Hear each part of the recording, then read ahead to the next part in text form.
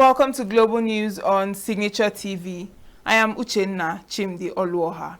In the headlines, FAN launches contactless payment system at Lagos, Abuja airports. Dangote Refinery sacks all Nigerian workers 24 hours after they join Pengasan. Trump says US will impose new tariffs on heavy trucks, drugs and kitchen cabinets. And Brazil deploys Navy carrier and thousands of security personnel for COP30. Details in a moment. Every second, every minute, every day, news is breaking. Events occur and there are new developments. At Signature TV, we follow these stories objectively, bringing all sides without bias, explaining the complex issues, breaking down the numbers, and investigating the issues behind the news. Anywhere and everywhere, near or far, wherever the news is, we will be there. Signature TV. News in your pocket. The Federal Airports Authority of Nigeria, FAN, has launched Operation Go Cashless, a new digital payment system for airport services. In a statement on Thursday, FAN announced the initiative, developed in partnership with Paystack, will roll out from September 29, 2025 at Lagos and Abuja International Airports. From that date, all payments at access gates, car parks, and VIP lounges will go fully cashless.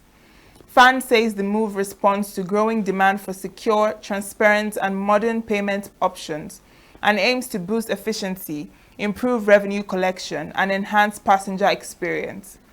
The policy will be extended to other airports in phases as part of efforts to align with global standards. A Delta Airlines flight from Lagos, Nigeria to Atlanta, Georgia, was forced to make an emergency landing in Accra, Ghana, after a small fire broke out in one of the aircraft's ovens. Spokesperson for the Nigerian Civil Aviation Authority, Michael Achinogu, on Thursday said the incident occurred on Tuesday aboard flight DL055 shortly after it departed from Lagos Murtala Mohammed International Airport. Officials say the fire was quickly contained and did not pose any danger to passengers. However, due to the delay, the flight crew exceeded their maximum duty hours and could not complete the journey as planned. Delta Airlines arranged alternative travel plans for affected passengers. Some were rebooked on a Delta flight from Accra to New York later that evening, while others were accommodated on a flight the following night. Nigeria's largest airline, Air Peace, is pushing back against claims that it was barred from operating flights to London by the British government for 7 years. In a statement posted on Thursday on its social media platform X, the airline labeled the report as a deliberate falsehood, accusing unnamed sources of trying to stir tension between Air Peace and the British public. The clarification comes in response to viral social media posts alleging that the airline's chairman and CEO, Allen Onyema, had accused the UK of blocking Air Peace's access to the London route for several years. The Lagos State government on Thursday began the demolition of unsafe and illegal buildings at the Trade Fair complex in Ojo. Senior Special Assistant on New Media to Governor Babajide Sanwo-Olu, Jibril Gawat, who confirmed the exercise in a post on X, said the move was to restore order and enforce physical planning laws. Gawat said the operation is targeted at illegal development, structures without statutory approvals, defective structures, and buildings erected on road setbacks and drainages. The operation was jointly carried out by the Ministry of Physical Planning, Lagos State Building Control Agency, Lagos State Urban Renewal Agency, and the Lagos State Physical Planning Permit Authority. The Lagos State government has sealed a collapsed two-story building on Modupeola Street, Mangoro in Alimosho local government area. The building, originally a bungalow under conversion, collapsed around 6 p.m. on Wednesday, trapping 6 construction workers. 5 were rescued and taken to a nearby hospital, while 1 was taken to Lasuth with injuries. Emergency services, including LASEMA and the fire service, responded quickly. Fortunately, no deaths were recorded. The collapse follows a similar incident in Ebute Metta 2 weeks ago and has sparked renewed calls for stricter building regulation enforcement. In Gombe State, snakebite patients are raising alarm over the rising cost of life-saving treatment and are urging government authorities to intervene urgently. During a visit to Kaltungo local government area on Thursday, some patients at the Snakebite Hospital and Research Center appealed to both the state and federal governments to take immediate action. Principal Medical Officer Dr. Nicholas Hamann revealed that efforts are underway to procure 5,000 vials of anti-snake venom to address the ongoing crisis. He expressed hope that the much-needed supply will arrive before October, which marks the peak of snakebite incidents during the harvest season. Dr. Hamann also highlighted the growing number of cases, noting that between January and June this year, the facility treated 726 snakebite victims, with 24 fatalities recorded. The hospital, a key national reference center for snake bite treatment, is currently grappling with a critical shortage of anti-venom. The Kano State government has referred petitions and counter-petitions over controversial comments by Sheikh Lawal Triumph to the Shura Council for review. The petitions filed by several Islamic groups, including Safiatul Islam, Tijaniya Youth Forum, and the Qadiriya Jamaat Imams, claim Sheikh Lawan made blasphemous remarks during a recent sermon. In a statement on Friday, the government said Governor Abba Kabir Yusuf directed the matter to the Shura Council for advice. SSG Umar Farouk Ibrahim called for calm and assured residents the issue will be treated with seriousness and respect for religious values. The move underscores the government's commitment to dialogue through trusted religious institutions. Former Vice President Atiku Abubakar has denied reports that he promised to prioritize the interests of the Yoruba ethnic group if elected president in 2027. Media advisor to the former presidential candidate, Paul Ibe, in a statement, said that Abubakar has no association with any media consultant named Kola Johnson, describing the report as false and misleading. Ibe described as particularly offensive the suggestion that an Atiku administration would be dominated by one ethnic group, adding that such disinformation was part of a wider propaganda effort. He noted that any communication from Atiku can only be considered authentic if issued by the Atiku Media Office and signed either by him or by the former Vice President's Special Assistant on Public Communications. On Wednesday, several reports attributed the claim to a statement purportedly issued on Atiku's behalf by one Kola Johnson, described as his media consultant. The Jigawa State House of Assembly has passed into law a bill to appropriate the sum of 75 billion naira as supplementary budget for the 2025 fiscal year. The passage of the bill followed the adoption of the report of the House Committee on Appropriation, read during the plenary session presided over by the Deputy Speaker Sani Abubakar on Thursday. Abubakar said the funds would be used for infrastructure development, healthcare services, and youth empowerment, among others. The committee chairman, Ibrahim Adamu, said the report contained the 2025 budget review and supplementary appropriation bill in the sum of 58 billion naira for state and 17.1 billion for the 27 local governments. The Jigawa State Governor, Umar Namadi, had in December 2024 presented the 69.3 billion naira as 2025 budget, with the supplementary now increased to 75.3 billion naira. Up ahead, security forces rescue 7 after gun battle with bandits in Kwara. House of Reps assure of transparency in Naira for crude policy. Details of these and more after the break.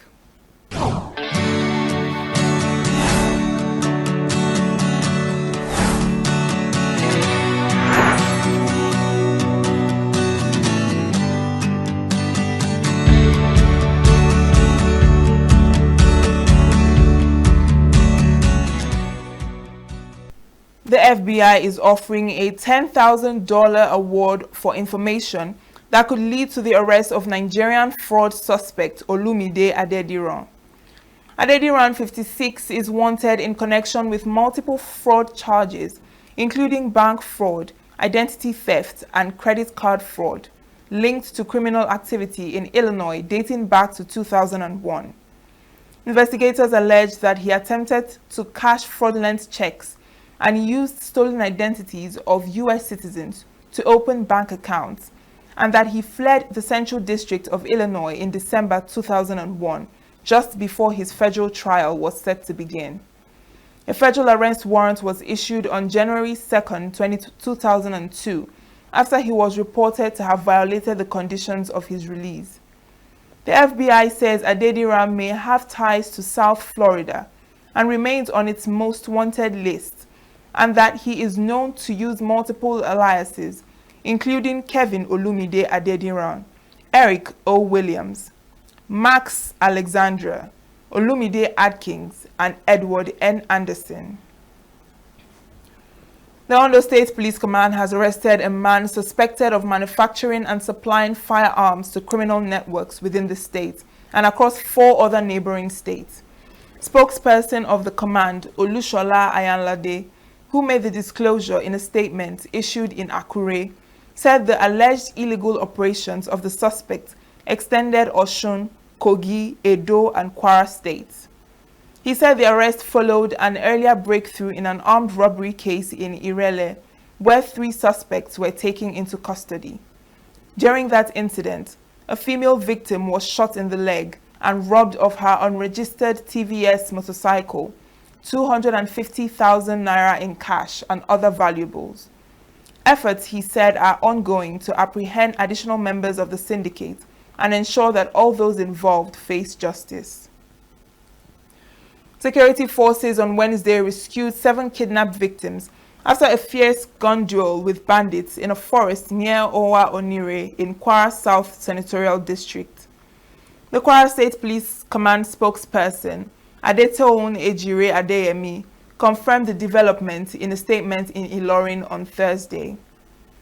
Ejire disclosed that the joint operation, which was led by a security operative attached to the Office of the National Security Advisor, in collaboration with police officers and vigilantes, followed sustained search and rescue efforts launched in the wake of recent kidnapping incidents in the state.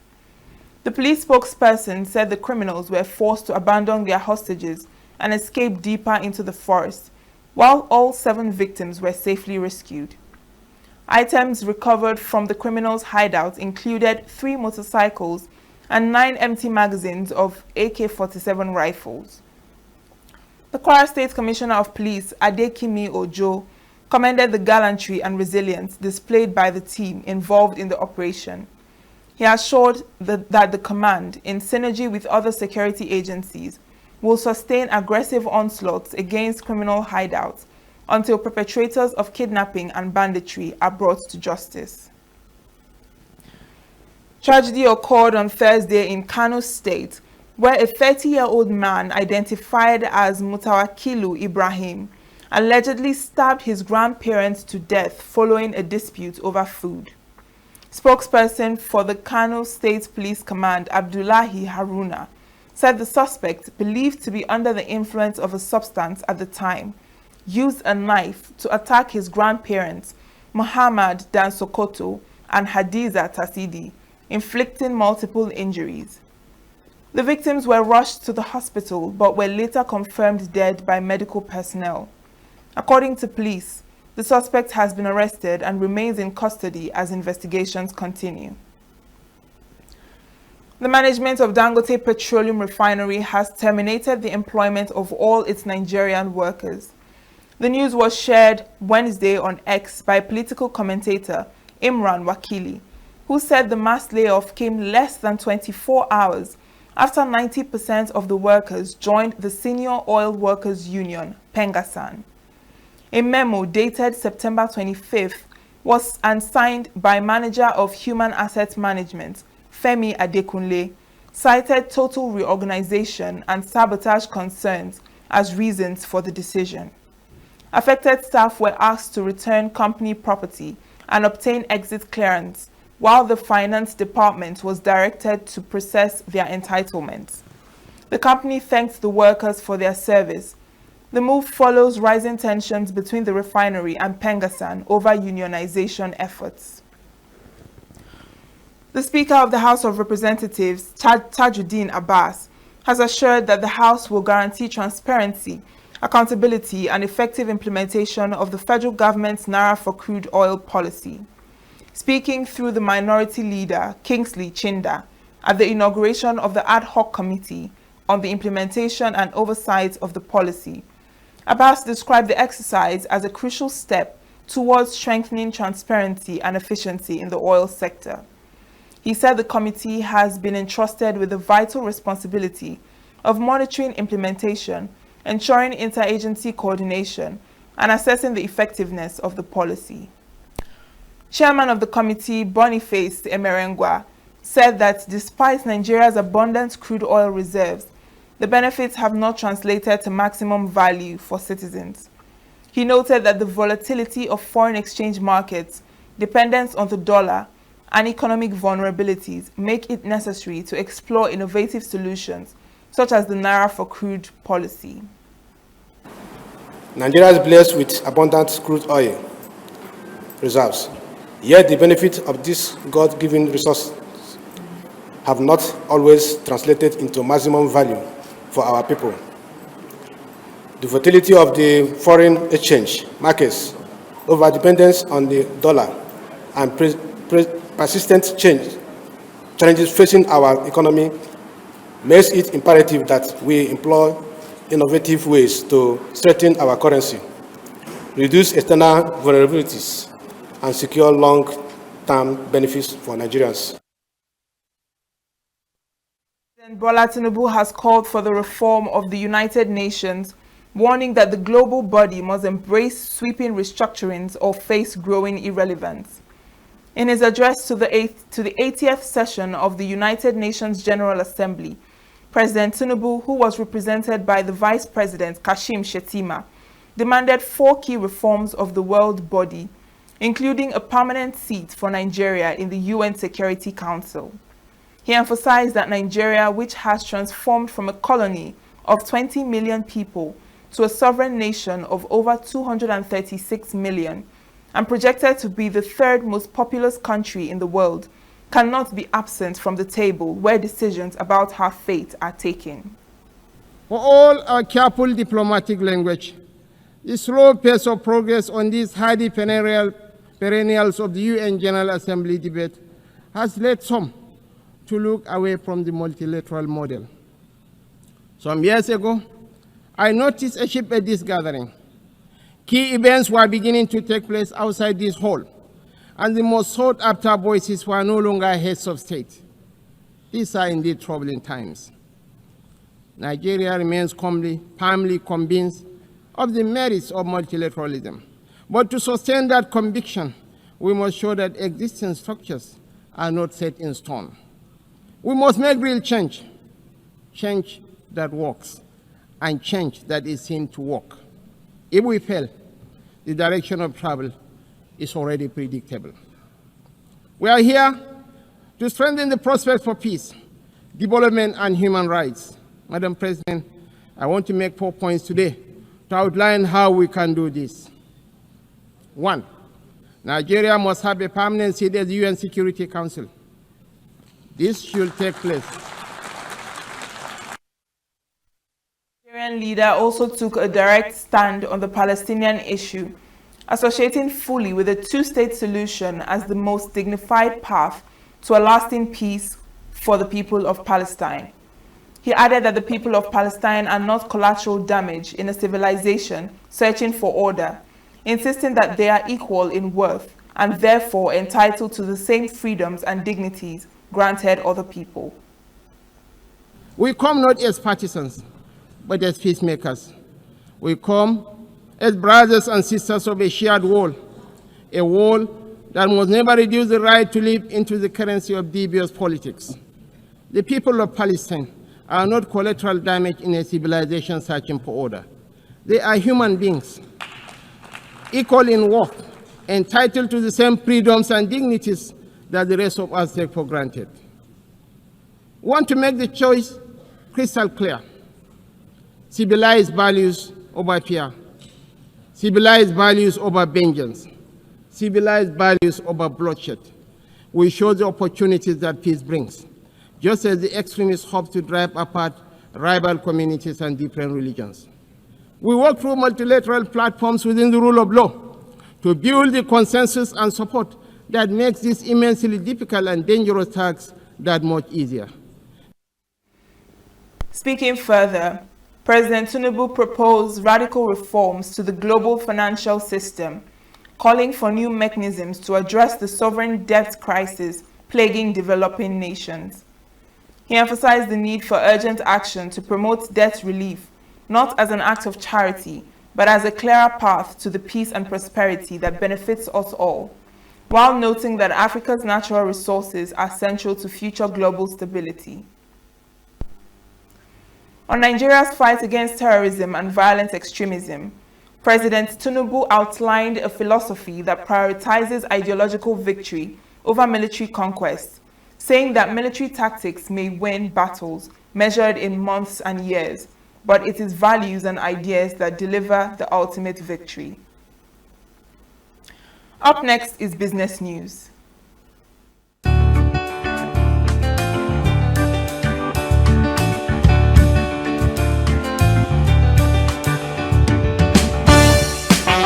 The Kano Jigawa branch of the Manufacturers Association of Nigeria, MAN, has praised the Dangote refinery for helping revive struggling industries through cheaper diesel prices and steady fuel supply. Speaking at the 2025 Annual Products Exhibition in Kano, MAN chairman Mohammed Bello Umar said the intervention has reduced production costs, stabilized operations and sustained jobs, especially for SMEs facing unreliable power supply. He described the refinery as a game-changer for Nigeria's industrial sustainability and reaffirmed MAN's commitment to partnering with the Dangote Group to boost energy access and industrial growth. Dangote Industries, a major sponsor of the exhibition, has partnered with MAN for over 5 years. Umar noted that no trade fair is complete without Dangote products, which he described as affordable, reliable, and vital to Nigeria's economic resilience. The Independent Media and Policy Initiative, IMPI, has endorsed the Central Bank of Nigeria's decision to cut monetary policy rate to 27%, its first reduction in 5 years. IMPI Chairman Dr. Omoniyi Akinstiju said in Abuja on Wednesday that the move aligns with the group's earlier projections, citing falling inflation, a stronger naira, and improved economic indicators. He noted the rate cut would ease borrowing costs, boost business activity and support price stability, making IMPI's forecast of inflation dropping to 17% by December more achievable. Akinstiju urged government authorities to sustain supportive policies to keep growth on track. The federal government, through the Debt Management Office (DMO), will on September 29, 2025, auction 200 billion naira in bonds to investors. The offer comprises a 100 billion naira 17.945% FGN August 2030, that is 5-year reopening, and a 100 billion naira 17.95% FGN June 2032, that is 7-year reopening, with settlement set for October 2nd. Each unit is priced at 1,000 naira with a minimum subscription of 50 million 1,000 naira. The bonds listed on the Nigerian Exchange and Financial Market Dealers Quotation are tax exempt for pension funds and qualify as liquid assets for banks. Interest will be paid semi-annually with full repayment at maturity. The DMO noted that the instruments are backed by full faith and credit of the federal government. President Bola Tinubu has directed the Bank of Agriculture (BOA) to settle 30 billion naira arrears owed to agro dealers and input suppliers under the National Agricultural Growth Scheme and Agro Pocket. The BOA said the directive follows the release of funds from the African Development Bank, representing the second tranche for the scheme. The areas cover the 2024 dry and wet season programs. Managing Director of BOA, Ayo Sotinwi, described the move as turning point for food security. He said only pre-qualified agro-dealers with BOA accounts will be eligible for payment. The federal government has also designed BOA as a custodian for all agricultural financing program funds. Over of 19.5 billion naira, as investors exchanged 781.7 million shares in 20,382 deals. This represents a 77% rise in volume and a 15% increase in value, despite a 6% decline in deals compared with Wednesday's session. The market capitalization stood at 89.4 trillion naira. A total of 129 equities traded, with 34 gainers and 22 losers. Mikio Industries led the gainers with 9.89 share price appreciation, closing at 26 naira 10 kobo per share from an opening price of 23 naira 75 kobo per share, followed by Owando, which surged with 9.5%, closing at 49 naira per share. Mark Nichols climbed the gainers chart with 9.31%, closing at 3 naira 64 kobo per share, and Charms rose by 9.24% to close at 3 naira 43 kobo per share. On the losing side, Etana came out last with an end-of-day price depreciation of 10% at 27 naira 90 kobo per share from an opening price of 31 naira per share, followed by Servant Trust Insurance dropping 4.84% to end the day at 2 naira 95 kobo per share from an opening price of 3 naira 10 kobo per share. Meanwhile, the benchmark Nigerian Exchange All-Share Index climbed 441.39 points to close at 141,157.49, representing a 1-week loss of 0.78, a 4-week loss of 0.06, overall year-to-date gain of 37.14%. This is Business News in Global News. I am Chimizi Zadima.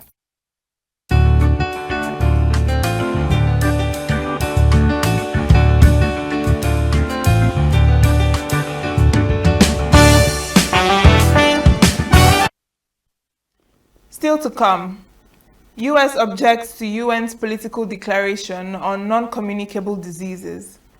UK condemns Russia's war in Ukraine as Lavrov leaves G20 meeting. Do stay with us.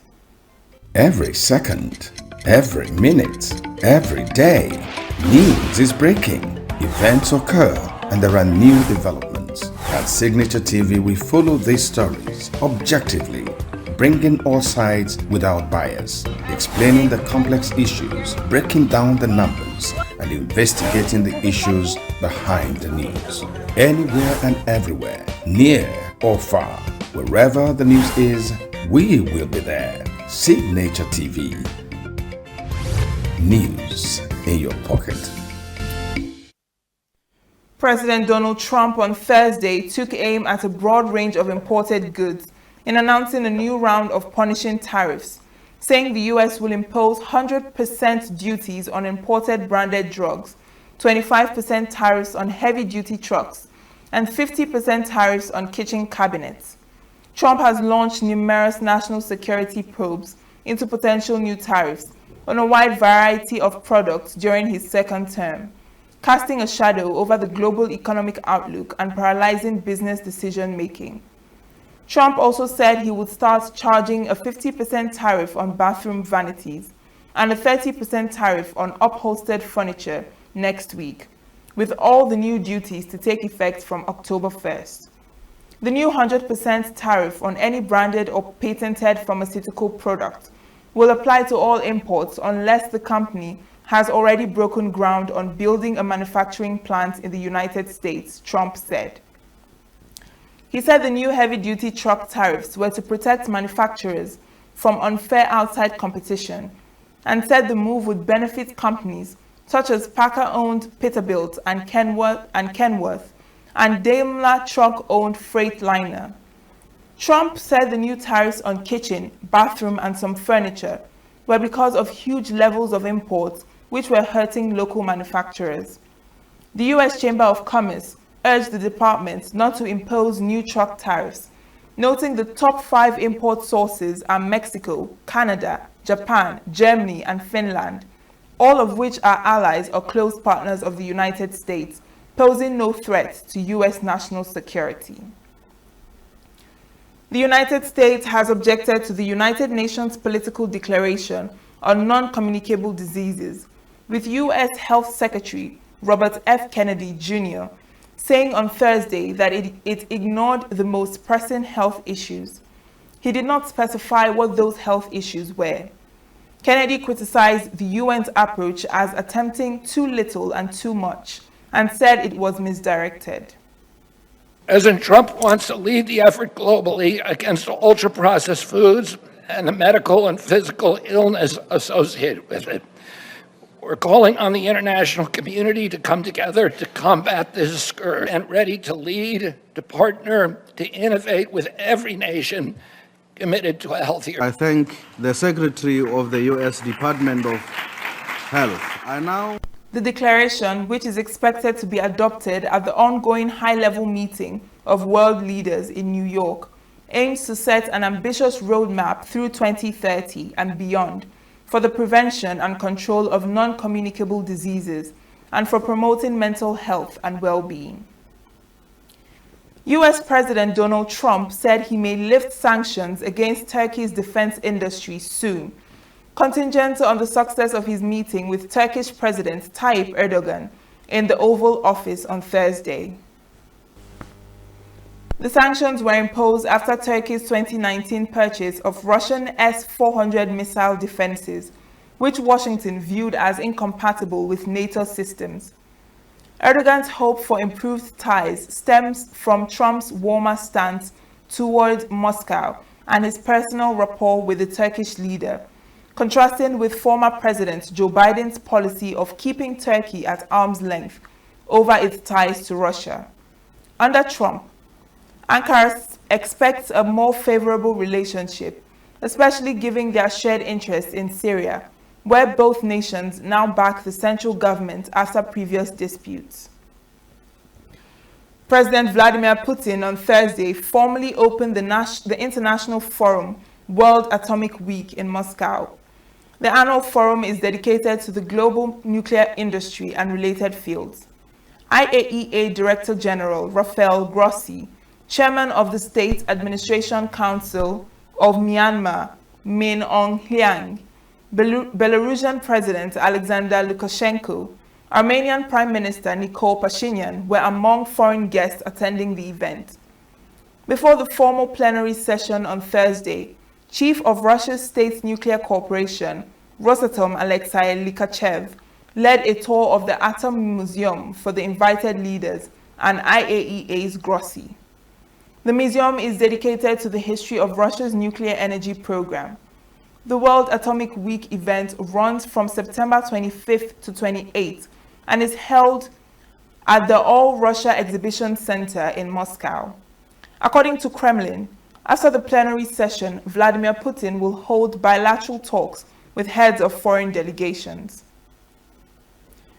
UK Foreign Secretary Yvette Cooper called out the Russian Minister of Foreign Affairs, Sergei Lavrov, as he was leaving the G20 meeting after his speech on the sidelines of the United Nations General Assembly on Thursday. The Russian representative is leaving his seat because he does not want to hear the response to his illegal war of aggression towards Ukraine. Let us be clear, it is an unprovoked war of aggression that is not just a disgraceful assault on Ukraine's security and resilience. It is an assault on the UN Charter's fundamental principles and respect for sovereignty and territorial integrity, and no amount of false fantasy world distortions, misinformation and propaganda from the Russian representative about the causes of the war will convince anyone. And I say to the Russian Federation, your actions are clear for all to see, attacking not just the courageous country of Ukraine, but the UN Charter's fundamental principles. It will not succeed. The United Kingdom, alongside countries across the world, will continue to stand in solidarity with Ukraine.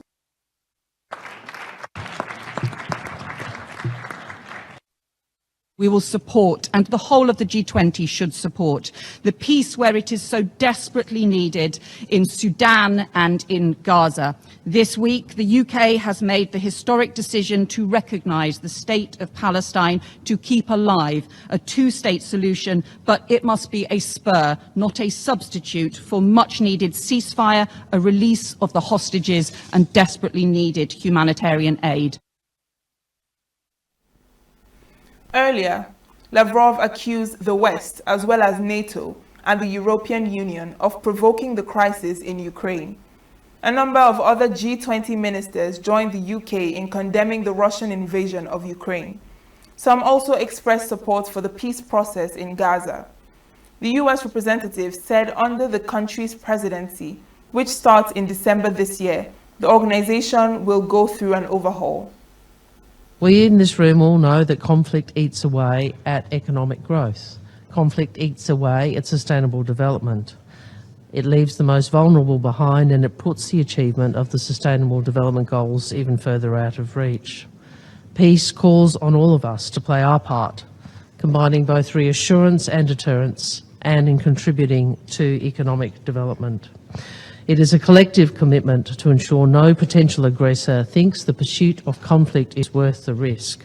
Costs, especially to the global south, in terms of energy, food and fertilizer security, were starkly demonstrated by ongoing conflicts, particularly in Ukraine and Gaza. Apart from jeopardizing supplies and logistics, access and costs themselves became pressure points on nations. Double standards are clearly in evidence. Peace can certainly enable development, but by threatening development, we cannot facilitate peace. Making energy and other essentials more uncertain in an economically fragile situation helps no one. Therefore, the way out is to move the needle towards dialogue and diplomacy, not in the opposite direction towards further complications. Brazil's multi-purpose aircraft carrier Atlântico docked in the port city of Belém on Thursday and unloaded vehicles, helicopters and equipment as Brazil prepares security for the COP30 climate summit in November 2025. The ship's commander, Navy Captain José Paulo Machado de Azevedo Jr., said the deployment included Army, Navy and Air Force vehicles and more than 1,000 people. The most significant part of this material will be for COP30, 49 Army vehicles, 20 Navy vehicles, 11 Air Force vehicles. There are 1,044 people, but it is actually 1,046 because there are 2 dogs we brought to support our mission here. This ship is a large command and control platform and a multi-purpose vessel, so having it here gives the local government different options. We have a surgical center, we can operate helicopters, and we have a significant number of troops aboard who can be used either in a law and order support operation or as reinforcements. 50,000 participants from 196 countries are expected at COP30, which was scheduled for Belém in November 5th to 22nd, 2025, with the heads of state summit on November 6th to 7th and UN negotiations on November 10 to 21st. In the early hours of Friday, Spain's Navy vessel Furor departed from the Cartagena harbor to join Italy in assisting the Global Sumud Flotilla GSF, a civilian-led initiative aiming to deliver aid to Gaza. The flotilla is using about 50 civilian boats to try to break Israel's naval blockade of Gaza. Many lawyers, parliamentarians and activists, including Swedish climate campaigner Greta Thunberg, are on board. Italy sent a first frigate on Wednesday, hours after the flotilla said it was targeted by drones that dropped stun grenades and itching powder on the vessels as they sailed in international waters 30 nautical miles off the Greek island of Gavdos. No one was hurt, but some damage was caused to the vessels. Previous activist attempts to break the naval blockade on Gaza were stopped by force by the Israeli military. Swedish activist Greta Thunberg and fellow campaigners were seen in high spirits aboard vessels in a flotilla attempting to deliver aid to Gaza on Thursday. The global Sumud flotilla, consisting of about 50 civilian boats, aims to break the blockade, which Israel says is necessary to prevent arms from reaching Hamas. Thunberg accused Israel of starving Gaza, citing UN findings as evidence of genocide, and called on governments to halt armed transfers and apply diplomatic pressure. Israel denies the allegations, stating the blockade is a security measure and accusing flotilla activists of supporting the militant group. The activists warned of increasing risks as the flotilla nears Gaza, alleging recent attacks involving drones and unidentified objects that caused damage to several vessels. Palestinian President Mahmoud Abbas pledged at the United Nations on Thursday to work with US President Donald Trump, Saudi Arabia, France, and the United Nations on a peace plan for Gaza overwhelmingly backed by the world body. The 193-member UN General Assembly earlier this month overwhelmingly endorsed a 7-page declaration that aims to provide a two-state solution for Israel and the Palestinians and end the war in Gaza between Israel and Hamas militants. The declaration emerged from an international conference at the UN in July, hosted by Saudi Arabia and France, on the decades-long conflict. The United States and Israel boycotted the event and have rejected the international efforts. Abbas addressed the annual gathering of world leaders on Thursday via video after the United States said it would not give him a visa to travel to New York. We declare our readiness to work with President Donald Trump, with Saudi Arabia, France, the United Nations, and all partners to implement the peace plan adopted at the September 22 conference, paving the way to a just peace and comprehensive regional cooperation. Despite all that our people have suffered, we reject what Hamas carried out on October 7, acts that targeted Israeli civilians and took them as hostages, because such actions do not represent the Palestinian people nor their just struggle for freedom and independence. We affirm that Gaza is an integral part of the state of Palestine, and that we are ready to assume full responsibility for governance and security there. Hamas will have no role in governance, and it, along with other factions, must hand over its weapons to the Palestinian National Authority within the framework of building the institutions of one state, one law, and one legitimate security force. We reiterate that we do not want an armed state. Activists in Athens held a public news conference outside the Greek Ministry of Foreign Affairs on Thursday, after an international aid flotilla came under drone attack while trying to deliver aid to Gaza. The entire international flotilla of ships has now gathered together off Crete and are expected to reach Gaza in the coming days, said Marikaiti Stasinou, spokesperson of March Gaza Greece. All the ships are now on the Greek territory under Crete, and they will find all together in one spot. They will be all together in one spot, and they will try all together to continue their way to Gaza. Up next is sports news. Welcome to Sports News on Signature TV. Toby Amuson has climbed to third place in the latest World Athletics 100 meters hurdles rankings, making her Nigeria's highest-ranked athlete following her silver medal at the World Championship in Tokyo. The 28-year-old, who is the world record holder, rose from 9th place to 3rd after scoring 1,430 points, moving in behind United States' Grace Stark, who tops the rankings, and newly crowned world champion Ditaji Kambuji of Switzerland, who sits second. Amuson also made a major leap in the overall women's rankings, rising 40 places from 68 to 28. She is currently the only Nigerian woman inside the global top 100 after Favour Ofili, who previously featured, dropped out following her switch of allegiance to Turkey and absence from championships. And on to boxing, Nigeria's heavyweight boxer Efe Ajagba has been ranked among the top 10 fighters in the world by The Ring magazine. In its latest rankings updated on Thursday, Ajagba secured the number 10 spot in the prestigious list, widely regarded as the sport's most respected independent ratings. The 30-year-old, who holds a professional record of 20 wins, 1 loss and 1 draw with 14 knockouts, joins an elite lineup. The heavyweight division is currently led by Ukraine's Alexander Usyk, who holds the champion's position, with Britain's Tyson Fury ranked the first among contenders.